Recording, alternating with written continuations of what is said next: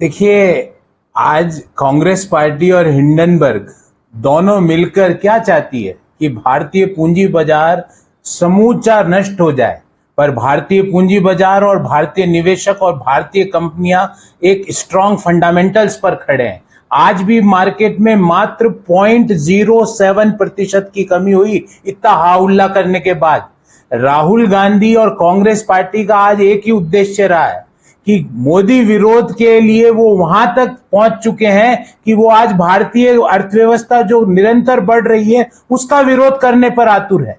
क्या हम ये भूल गए कि किस तरह से कांग्रेस पार्टी का पुराना इतिहास है? भले ही वो कांग्रेस के संस्थापक हो, एओ ह्यूम से लेकर चाइनीज कम्युनिस्ट पार्टी के साथ कांग्रेस पार्टी ने क्या समझौता किया था। आज देश ये जानना चाहता है, देश ये जानना चाहता है कि कांग्रेस पार्टी का जॉर्ज सोरस के साथ क्या रिश्ता है। देश ये जानना चाहता है कि हिंडनबर्ग की रिपोर्ट आने के चंद सेकंड के बाद कांग्रेस पार्टी के नेता उस पर ट्वीट करने लगते हैं। क्या हिंडनबर्ग पहले कांग्रेस पार्टी को रिपोर्ट दिखाता है और फिर देश को दिखाता है?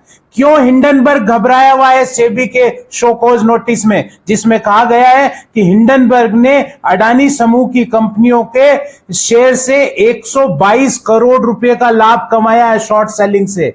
ये समूचा षड्यंत्र इसलिए रचा जा रहा है कि भारतीय अर्थव्यवस्था और मध्यम आय वर्गीय परिवारों के जो सपने हैं उनको नष्ट किया जा सके, सेंसेक्स की जो लगातार बढ़त है उसको नष्ट किया जा सके। पर मैं याद दिलाना चाहूंगा, ये भारतीय अर्थव्यवस्था स्ट्रांग फंडामेंटल्स पर खड़ी है, ये कंपनियों के स्ट्रांग प्रॉफिटेबिलिटी पर खड़ी है। इसको हिंडनबर्ग जैसे जो रिसर्च रिपोर्ट जिनका प्रयोजन सिर्फ भारतीय अर्थव्यवस्था को नष्ट करना और उस आग के अंदर घी डालने का काम जो राहुल गांधी और कांग्रेस पार्टी कर रही है, उसका भांडा फूट चुका है। आज देश कांग्रेस पार्टी से यह जानना चाहता है कि आप आज हिंडनबर्ग का जब आप उसका हिंडनबर्ग की रिपोर्ट का हवाला देते हो तो हिंडनबर्ग ने अडानी समूह से 122 करोड़ रुपया कमाया।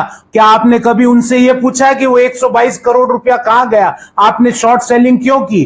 क्या कांग्रेस पार्टी ने कभी यह समझने की जरूरत करी कि देश में 2014 में डीमैट अकाउंटों की संख्या मात्र 2.2 करोड़ थी, जो आज बढ़कर 9 करोड़ हो गई है? ये क्यों हुआ है? क्योंकि निवेशकों में विश्वास जागा है। क्या कांग्रेस पार्टी ने कभी यह समझने की कोशिश करी कि मात्र पिछले 4 सालों में मार्केट से आईपीओ के जरिए कंपनियों ने 3.25 करोड़ रुपए एकत्रित करें? क्या कांग्रेस पार्टी ने यह समझने की जरूरत करी कि म्यूचुअल फंड इंडस्ट्री की जो साइज थी 2014 में 9.25 करोड़ थी, जो आज बढ़कर 65 लाख करोड़ रुपया हो गई? 9.25 लाख करोड़ रुपया से 65 लाख करोड़ रुपया 2014 से 24 का सफर है। 6 गुना से ज्यादा की बढ़त। डीमेट अकाउंट की संख्या में 15 गुना से ज्यादा की बढ़त। पिछले 4 सालों में 3.25 लाख करोड़ रुपया कंपनियों ने आईपीओ के जरिए एकत्रित किया है। इन सवालों का देश आज जवाब चाहता है। और कुछ सवाल कांग्रेस पार्टी से है। पहला सवाल, क्या कांग्रेस पार्टी यह बताएगी कि उनकी एनला चैंग मार्क किंगडम एंटरप्राइज से क्या रिश्ता है? क्या उनको वहां से पैसा मिलता है? क्या ओसीसीआरपी संस्था से पैसा मिलता है? क्या सोरोस फंडेड ओपन सोसाइटी से पैसा मिलता है? उनका क्या रिश्ता है? देश ये जानना चाहता है कांग्रेस पार्टी और उनके नेताओं से कि जो चाइनीज कम्युनिस्ट पार्टी के साथ जो समझौता हुआ उसका मसौदा देश के सामने क्यों नहीं अभी तक रखते? देश ये जानना चाहता है कि हिंडनबर्ग रिपोर्ट के आने के चंद सेकंड के अंदर कांग्रेस पार्टी के नेताओं ने ट्वीट कैसे कर दिया? क्या हिंडनबर्ग और कांग्रेस मिलकर देश की अर्थव्यवस्था को धूमिल करने के लिए ये रिपोर्ट बना रहे?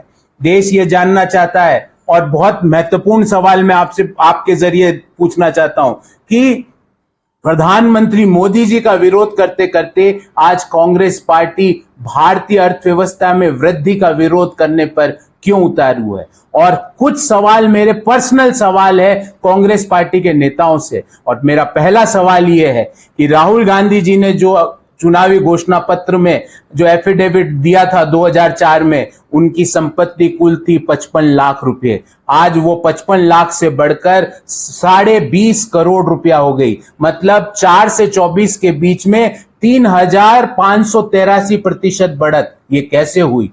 किन लोगों के कारण ये बढ़त हुई। देश ये भी जानना चाहता है कि राहुल गांधी जी जब इन्वेस्टमेंट दिखाते हैं तो वो उन कंपनियों में इन्वेस्टमेंट म्यूचुअल फंड के द्वारा करते हैं जिन कंपनियों का वो दिन में विरोध करते हैं, और उसमें उनका म्यूचुअल फंड के जरिए इन्वेस्टमेंट है। देश ये भी जानना चाहता है कि जो कपिल सिब्बल जी, जो चिदम्बरम साहब, जिनकी संपत्ति आज कपिल सिब्बल साहब की जो संपत्ति है 4 से लेके 22 के बीच 18 वर्षों में 2748% बढ़ी है, और वो हिंडनबर्ग का सवाल उठाते हैं। अभिषेक मनु सिंघवी जी की संपत्ति 2006 से 24 के बीच 18 साल में 2311%, 2311% बढ़ी है, और वो हिंडनबर्ग के ऊपर सवाल करते हैं। चिदम्बरम जी, आपकी संपत्ति 2011 में चुनावी हलफनामे के अनुसार 12.03 करोड़ थी, जो 22 में आज बढ़कर 141 करोड़ हो गई। ये पैसा कहां से आया? ये कहां निवेश करते हो आप? देश के मध्यम आय वर्गीय परिवारों को भी बताओ कि ये इस तरह के निवेश का रिटर्न कहां से मिलता है कि आपकी संपत्तियां 10-10 साल में 3000 गुना बढ़ रही है, 2500 गुना बढ़ रही है।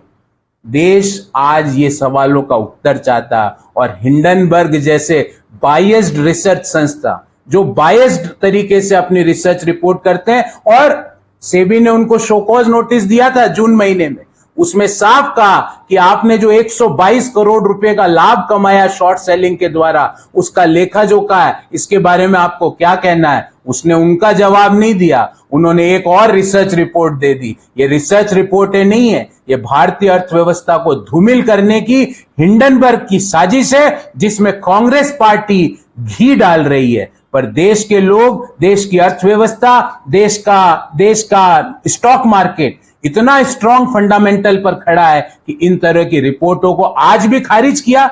मार्केट मात्र 0.07% से गिरा, मोर और लेस हम कह सकते हैं सेम लेवल पर है। इस तरह की रिपोर्टों को मार्केट ने खारिज कर दिया। जिस तरह से देश के लोगों ने विपक्षी दलों को खारिज किया है, वैसे ही मार्केट ने हिंडनबर्ग और हिंडनबर्ग की आग को फैलाने वाले लोगों के षड्यंत्र को खारिज किया। देश सिर्फ यह जानना चाहता है कि हिंडनबर्ग का और कांग्रेस पार्टी का क्या रिश्ता है, कांग्रेस पार्टी और जॉर्ज सोरोस का क्या रिश्ता है, कांग्रेस पार्टी और चाइनीज कम्युनिस्ट पार्टी का क्या रिश्ता है। देश इन मसौदों के बारे में जानकारी चाहता है।